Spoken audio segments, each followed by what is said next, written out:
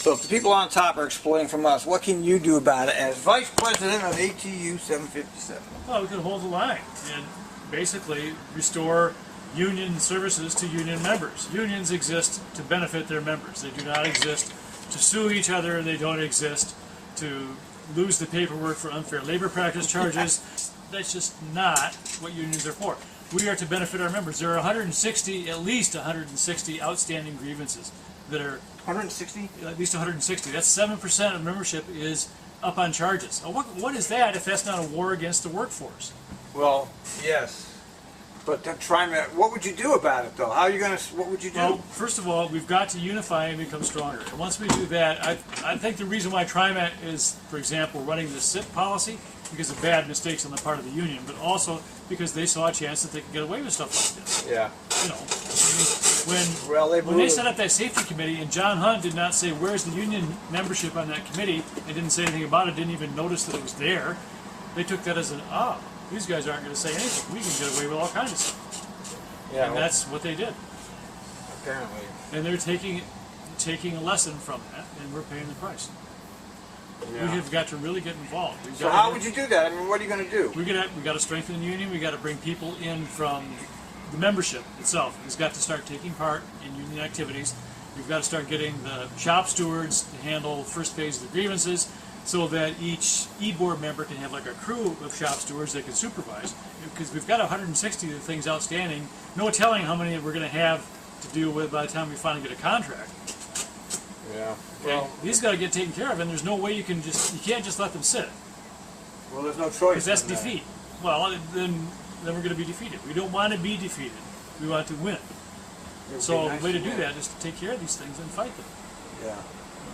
Because a lot of the grievances are specious. I mean, the stuff that they did to John Nations was a travesty. Yeah. You know, and the police officer, I think, realized that when he didn't show up to court on purpose, and it got dismissed. Yeah. So he should never have been suspended for that.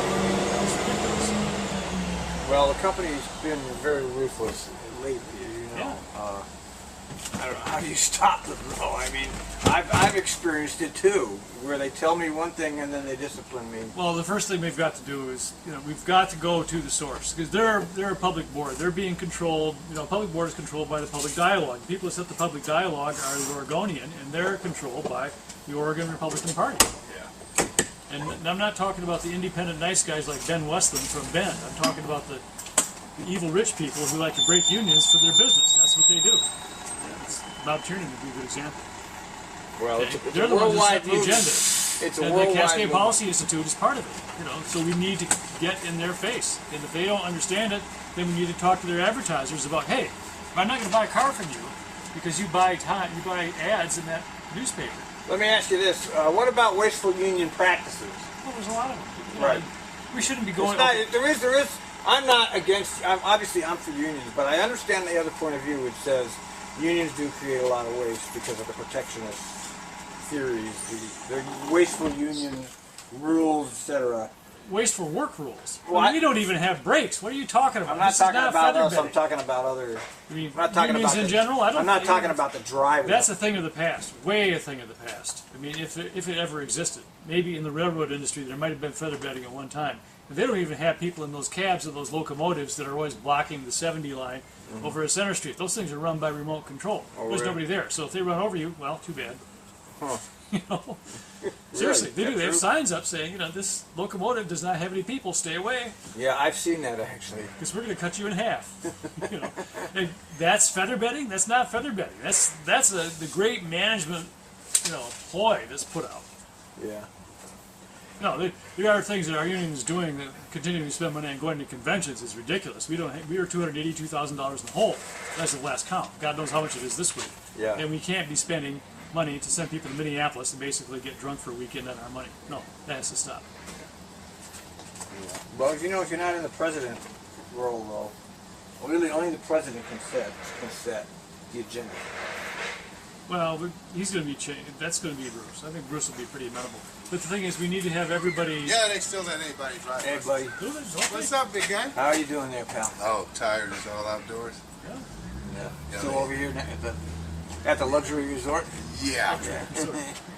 I guess I should kick him out of my house to get back to my house. I missed the pool in the bar. No.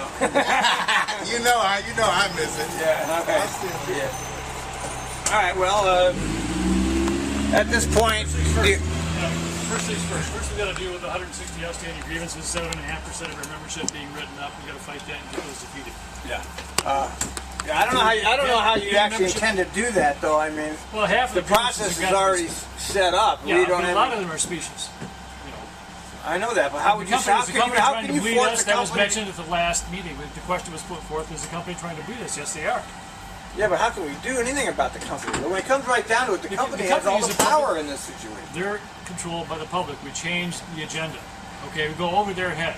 Okay, we changed the agenda. I don't think the Oregonian is going to want to go broke. I think if we put it to them like, you know, Yeah, hey, I listen, see. So Mr. Tonkin and your advertisers are going to be changing to Willamette Week, and then see how the Newhouse people back east like that one. I see. So your agenda will be to like tackle the supporters of the right-wing newspapers. Well, go after them. We've got to also fight management too.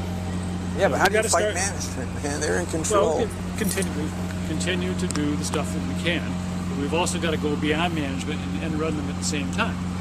So that way you have a classic double envelopment, and that's how you win battles. Okay, thank you, Mr. Bruce Peak, candidate ATU 757. So you're